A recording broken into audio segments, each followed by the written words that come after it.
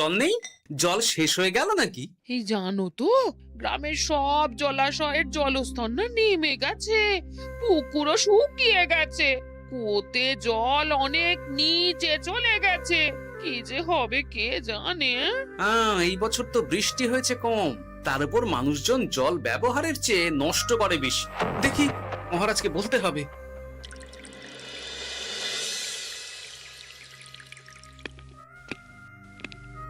এই তো গোপাল এসে গেছে।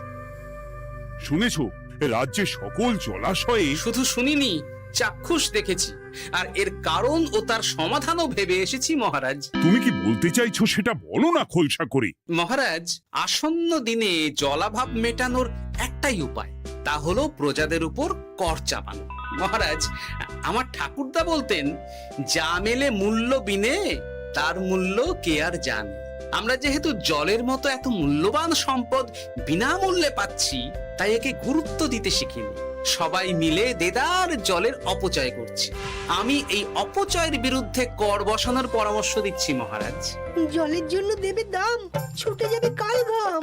হ্যাঁ, যখনই জলের জন্য কর দিতে হবে, তখনই জলের অপচয় বন্ধ হবে।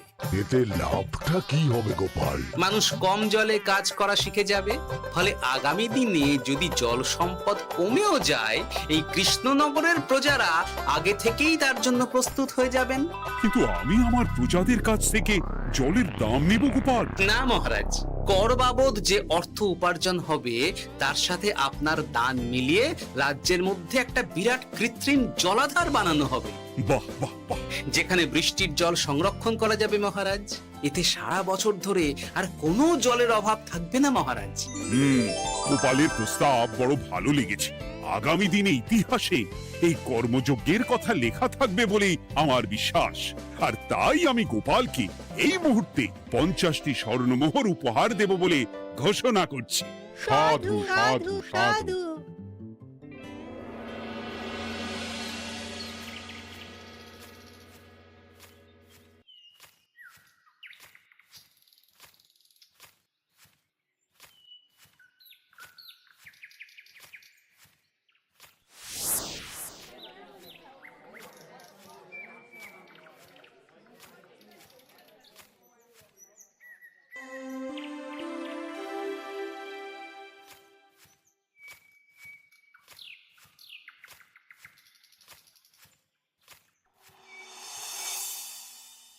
মানে আমার এই এতটুকু স্বাদ তুমি পূর্ণ করবে না? আমি কি নিজের জন্য চেয়েছি নাকি? সবই তো পাবে তোমার মেয়ে আর জামাই। হ্যাঁ, সে বুঝেছি গিন্নি, তাই বলে এতগুলো মুদ্রা আমি খরচ করতে পারবো না। পারবে না? আমি তাঁতির বাড়ি থেকে মেয়ে জামাইয়ের জন্য কয়েকটা শাড়ি আর ভালো পাঞ্জাবি কিনে একটু পাঠাবো। কিন্তু এখন আমার কাছে অত মুদ্রা নেই গিন্নি, পরে পেলে আমি ঠিক তোমার স্বাদ পূরণ করব। আবার বাজে কথা বলার জায়গা পাও না তুমি। এতক্ষণ কোথায় ছিলে গো? আমি বেলায় নদীর পাড়ে গিয়েছিলাম, তখন কমলা আমাকে বলল তোমায় নাকি দেখেছে। কি দেখেছি?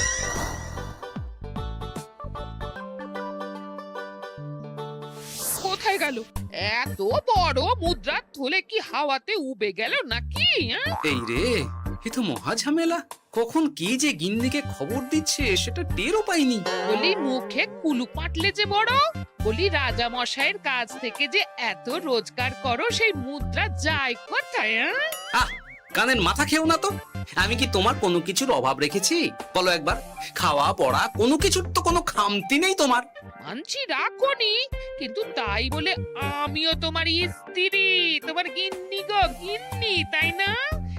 আমার তো জানার অধিকার আছে নাকি যে তোমার উপার্জনের অর্থ করি সব কোথায় যাচ্ছে? জানবে জানবে, সব জানবে। এখন কিছু খেতে দাও দেখি, পেটে ছুঁচোয় ডন বৈঠক মারছে। না, এরপর থেকে আর মহারাজের কাছে উপহার পেলে ওইভাবে খোলা হাটের মধ্যে দিয়ে আসা যাওয়া করা যাবে না।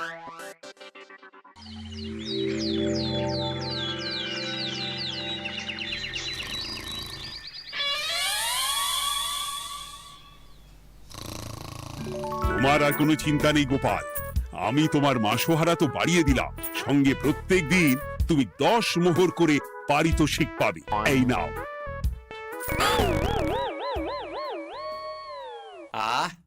এই ভোরবেলায় একটা জব্বর স্বপ্ন দেখা গেল বটে। এই স্বপ্ন ফলে গেলে আর কোনো চিন্তা নেই। গিন্নি, ও গিন্নি, বলি গেলে কোথায়? গিন্নি, সাড়া নেই। ও গিন্নি, রাগ করলে নাকি গো? আরে এসো এসো, এমন একটা স্বপ্ন দেখেছি না যে তোমার আর কোনো চিন্তা থাকবে না গিন্নি। মোহর আর মুদ্রা একেবারে ঝরে পড়বে গো।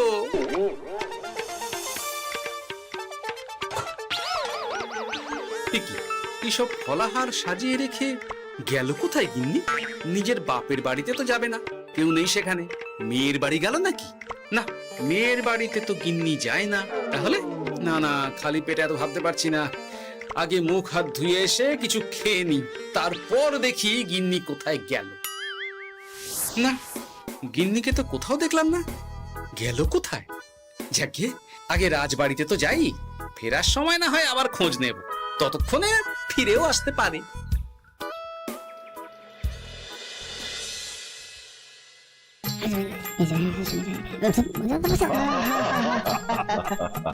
বাহ বাহ বাহ, একেই বোধহয় বলে সঙ্গগুণ। অনেকদিন এত হাসি নিয়ে। যা বলেছেন মহারাজ। হাসির চোটে পেটে ধরছে খিল। কর্তা আর গিন্নিতে দেখছি রয়েছে অনেক মেল। কি গিন্নি, তুমি এখানে কি করছো? এ কি গোপাল, তুমি রাজসভায় এলে যে বড়? তুমি নাকি রাজসভার কাজ থেকে অবসর নিতে চেয়েছো? হ্যাঁ, এই কথা কে বললো মহারাজ? এই তো উনি বললেন। বলি আমি আবার কি করব? তুমি আমায় একটা কাজ দিলে আর সেটা আমি করব না বলো? আমি তোমায় কাজ দিলাম? কি কাজ? বাবা গোপাল, তুমি কি আকাশ থেকে পড়লে নাকি? তুমিই তো তোমার গিন্নিকে বলে পাঠিয়েছো যে তুমি আর রাজসভার কাজে যোগ দিতে চাও না। তোমার নাকি আর কাজে মতি নেই, তুমি বিশ্রাম চাও। এই রে, গিন্নি দেখি ভয়ঙ্কর চাল দিয়েছে। আমার নামে রাজসভায় এসে এইসব বলেছে। তাই কথা ঠিকই গোপাল, যে তোমার অবসর গ্রহণের কথা শুনে আমি বিশেষ মনমরা হয়ে পড়েছিলাম। কিন্তু তোমার গিন্নি যেভাবে রাজসভায় হাসি মজা হুল্লোড় পরিবেশন করছে, তাতে আমার মনে হচ্ছে এ সাপে বড় হয়েছে। এই বেলা যদি গোপালকে কায়দা করে রাজসভা থেকে তাড়ানো যায়, তাহলে আমার পথ থেকে বিরাট বড় একটা কাঁটা উপড়ে ফেলা যাবে। গোপাল গিন্নি সবার মধ্যে বিলিয়েছেন হাসি, তার জন্য রাজামশাই হয়েছেন ভারী খুশি। হ্যাঁ গোপাল, তাই আমি ঠিক করেছি তোমার স্থানে আমি তোমার গিন্নিকেই বহাল করব। হ্যাঁ, তোমার সঙ্গে ঘর সংসার করে ওর বুদ্ধি বেশ খোলতাই হয়েছে, সেটা বোঝাই যাচ্ছে। এছাড়াও আমাদের অনেক পরামর্শ দিয়ে সাহায্যও করতে পারবে। তাছাড়া উনি মহিলা বলে অন্দরমহলেও যেতে পারবেন, রানীমাও খুশি হবেন বলেই তো আমার বিশ্বাস। কি গোপাল গিন্নি, তোমার এই কাজ করতে কোনো আপত্তি নেই তো? আপত্তি কেন থাকবে মহারাজ? আমি ধন্য আপনি আমায় এত বড় সম্মান দিচ্ছেন বলে। এ তুমি আমার কত বড় সর্বনাশ করলে গিন্নি। তুমি কিনা শেষে আমার চাকরিটাই খেলে। এটা গোপালের জন্য বড় ভালো হলো, তাই না? কোনো কাজ করতে হবে না, কিন্তু রোজগার আগের মতোই থাকবে। অবসর আর উপার্জন একসাথে। না হে গোপাল, তুমি আর এখানে কাঁচুমাচু মুখে দাঁড়িয়ে না থেকে নিজের বিশ্রামে ব্যাঘাত ঘটিও না। আমাকে সবার কাজ শুরু করতে দাও। যথা আজ্ঞা মহারাজ।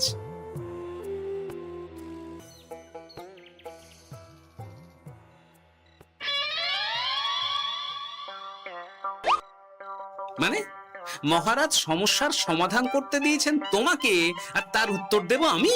কেন? তুমি আমার চাকরি খাবে আর তোমার সেই চাকরি রাখার দায় নেব আমি? হ্যাঁ হ্যাঁ নেবে। মানে কাল রাজসভায় মহারাজের সমস্যার সমাধান করব, সেই মতো কথা দিয়ে এসেছি। হ্যাঁ, আগাম 10টা মুদ্রাও বাগিয়ে এনেছি। তার থেকে তোমায় একটা মুদ্রা দিলাম। এখন মানে মানে আমাকে উত্তর বলে দেবে, না হলে আমি কেন দেব? আমি পাবো একটা মুদ্রা, আর তুমি আমার কাছে উত্তর জেনে নিয়ে সেটাই বলে পাবে 9 মুদ্রা। কিছুতেই না। বলবে না? না। তাহলে ভালো করে শুনে রাখো, আজ থেকে ঘরের উনুনে হাঁড়ি চড়বে না। চাকরি তো খুইয়েইছো, এবার না খেয়ে প্রাণটা খোয়ানোর জন্য তৈরি হয়ে যাও। হ্যাঁ। ওরে বাবা, এমন কথা কেন বলছো গো গিন্নি? তুমি তো জানো যে খিদে একদম সহ্য করতে পারি না। এখন যদি তুমি এইসব বলো, তাহলে আমার রক্ষে নেই গো। বেশ, দেখো তাহলে আমি যা জানতে চাইছি সুসুর সুসুর করে বলে ফেলো দেখি। এ আমি কি শাঁখের করাতে পড়লাম রে বাবা! ঠাকুর, এত দুর্ভোগ লেখা ছিল, ঘরে বাইরে সব জায়গায় এত হেনস্থা যে সহ্য করা যায় না ঠাকুর।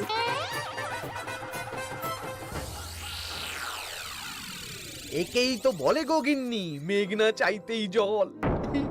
এতদিন কতভাবে চেষ্টা করেছি গোপালকে রাজসভা থেকে তাড়াবার, আর গোপাল নিজেই কিনা রাজসভা থেকে পালিয়ে গেল। সব বলছো? তোমার শরীর ঠিক আছে তো?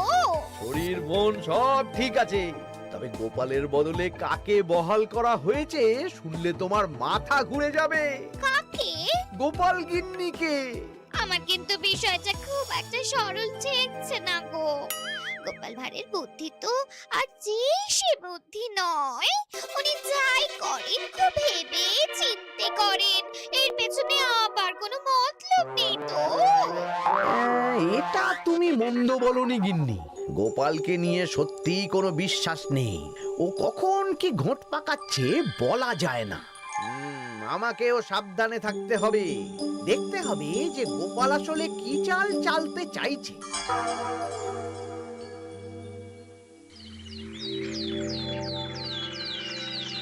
হ্যাঁ গোপাল গিন্নি, এই একটাই প্রশ্ন আমায় সারা রাত ধরে জাগিয়ে রেখেছে। মানুষ মরে ভূত হয়, ভূত কি মরে? তাহলে ভূত মরলে কি হয়? ইয়ে মানে মহারাজ, এই প্রশ্নের উত্তর আমার আজকে দিতে ইচ্ছে করছে না। হ্যাঁ, আমি না হয় আপনাকে আগামীকাল এই প্রশ্নের উত্তর দেব, ঠিক আছে? হ্যাঁ, গাছ থেকে পড়ে গেলে জাপটে ধরে ডালকে। আজকের প্রশ্নের উত্তর উনি দেবেন কালকে। না হে গোপাল গিন্নি, তা হয় না। এই প্রশ্ন আমাকে সারা রাত বিচলিত করেছে। আবার যদি আজকেও এই প্রশ্নের উত্তর না পাই, তাহলে তো আবার একটা নিদ্রাহীন রাত আমাকে কাটাতে হবে। ইয়ে মানে আমি বলছিলাম কি মহারাজ, গোপাল গিন্নি তো সদ্য এই কাজে বহাল হয়েছে, তাই তাকে তো একটু সময় দেওয়া দরকার নাকি? কিন্তু প্রশ্নের উত্তর না পেলে যদি মহারাজের শরীর খারাপ হয়, তার দায় কে নেবে মন্ত্রী মশাই? এই রে, এখন আমি কি করব? এ তো মহা বিপদে পড়লাম দেখছি। আচ্ছা মহারাজ, ঠিক আছে ঠিক আছে, আমি এই প্রশ্নের উত্তর দেব, কিন্তু আমার না একটু সমস্যা আছে। খোলা হাওয়াতে গিয়ে না দাঁড়ালে আমার ঠিক মাথা খোলে না, তাই বলছিলাম। তাই না হয় যাও, হাওয়া খেয়ে এসে মাথাটা খোলতাই করে নাও, কিন্তু এই প্রশ্নের উত্তর আমাকে আজকেই দিতে হবে। হ্যাঁ, উফ, এই যে কি সমস্যা! সারাদিন ঘরে বসে থেকে থেকে তো আমার সারা গায়ে বাদ ধরে গেল। সেই সকালবেলা আমাকে ফলাহার করিয়ে দিয়ে গিন্নি তো চলে গেছে রাজবাড়িতে চাকরি করতে। এদিকে আমার যে পেটে কিচ্ছুটি নেই, তার কি হবে? মহারাজ দোকানে গিয়ে যে ভালো মন্দ খাবো তারও উপায় নেই, তাহলেই তো কাঁড়ি কাঁড়ি খরচা। না, একবার দেখি তো উনুন ধরিয়ে অন্তত ভাতটা চাপাতে পারি কিনা, তাহলে গিন্নির ওই হাঁড়ি না চড়ার হুমকির হাত থেকে অন্তত বাঁচা যাবে।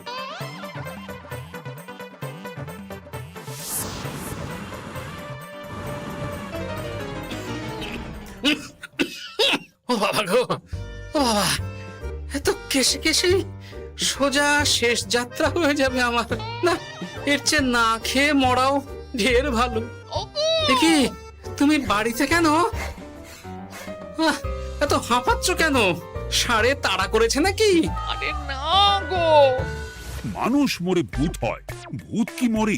তাহলে ভূত মরলে কি হয়? খোলা হাওয়াতে গিয়ে না দাঁড়ালে আমার ঠিক মাথা খোলে না। ও, এই হলো ব্যাপার। বেশ, এর উত্তর তোমায় আমি বলে দিচ্ছি। ভূত মরে প্রথমে এক ঝুড়ি অন্ধকার হয়, সেই অন্ধকার হাওয়াতে উড়ে বেড়ায়। এক সময় সেই অন্ধকার পাতলা হতে হতে কুয়াশার মতো হয়ে যায়। ব্যাস, মিটে গেল। ব্যাস, মিটে গেল। যদি রাজা মশাই এই কথা বিশ্বাস না করেন, তুমি হলপ করে বলবে আপনি যখন মরবেন একদম মিলিয়ে নেবেন মহারাজ, এর চেয়ে এক পা এদিক ওদিক হয় না যেন। হ্যাঁ, এই না হলে তুমি গোপাল ভাঁড় বুঝেছো তাহলে? এই তুমি চিন্তা করো না, রাজবাড়ি থেকে ফেরার সময় আমি তোমার জন্য অনেক অনেক বাজার করে আনবো, ঠিক আছে? এই আমি যাই। এ তো ভারী মজা হলো। মহারাজ তক্ষুনি প্রশ্নের উত্তর চাইলে গিন্নি এইভাবে সেই রাজবাড়ি থেকে দুধ দাঁড়িয়ে ছুটে আসছে উত্তর জানতে। আমাকে তুমি একটা চাল দিয়ে কুপকাত করেছো তো গিন্নি। এইবার বুঝবে কত ধানে কত চাল।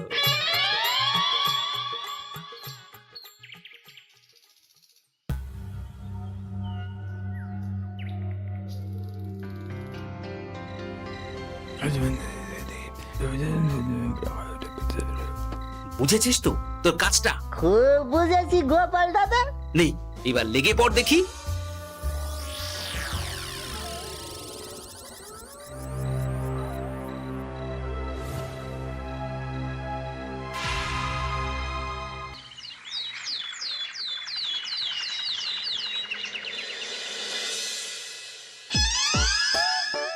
তাহলে আর বলছি কি তোমাদের, সকালবেলায় উঠে দেখি মুখের এই হাল। এই কাণ্ড কি করে হলো মহারাজ? আহ, তার আমি কি জানি। আমি সকালে উঠে আয়নায় নিজেকে এই অবস্থায় দেখে খুব চিন্তায় রয়েছি। গোপাল গিন্নি, আগে মহারাজ, গোপাল থাকলে যে কাজ করতো সেটা তো তোমাকেই করতে হবে, বলতে হবে এর সমাধান কি। হ্যাঁ মানে আমি হ্যাঁ হ্যাঁ, আমার মনে আছে। তোমার তো আবার হাওয়া না খেলে চলে না। যাও যাও, তাড়াতাড়ি হাওয়া খেয়ে এর উত্তর নিয়ে এসো।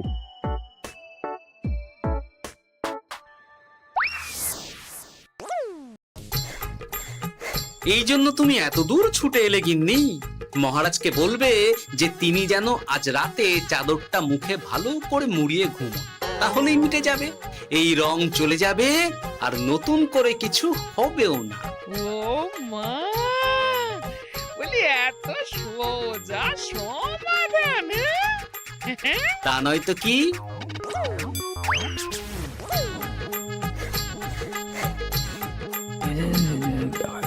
কাল সারা রাত আকাশে একবার দেখলাম চাঁদ উঠেছে, আর একবার দেখলাম ঘোর অমাবস্যা। এর কারণ কি? একই রাতে দুই তিথি হয় কি করে? মানে আর একটা সমস্যা, হ্যাঁ, এটা আগে বললেই তো হতো মহারাজ।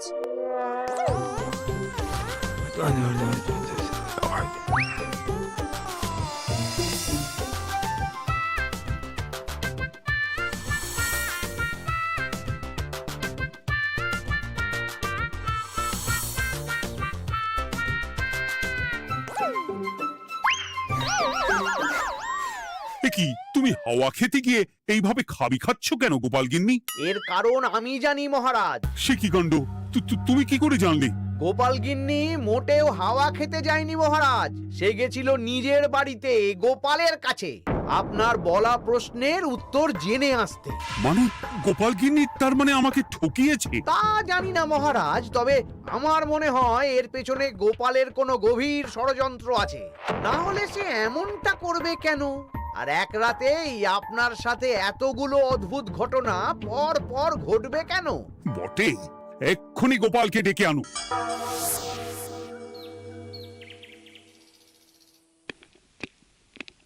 না মহারাজ, আমি সত্যি অবসর চেয়েছিলাম, আর তাই আমার গিন্নি আপনার কাছে এসে বলেছিল।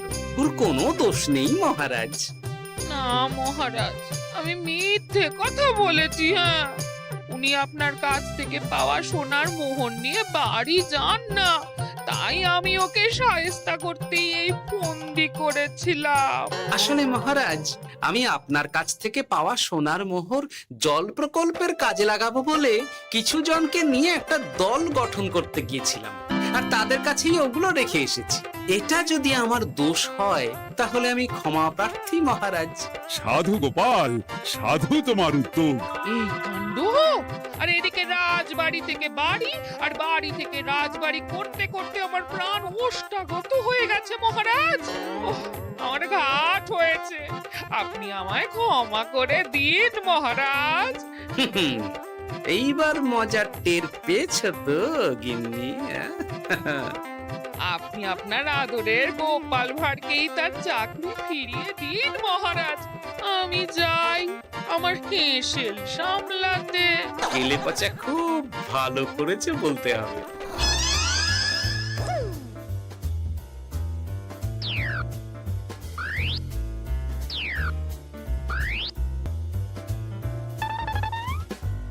তবে মহারাজ, অমাবস্যা পূর্ণিমা সব আমার বুদ্ধিতেই কেলেপচা করেছিল।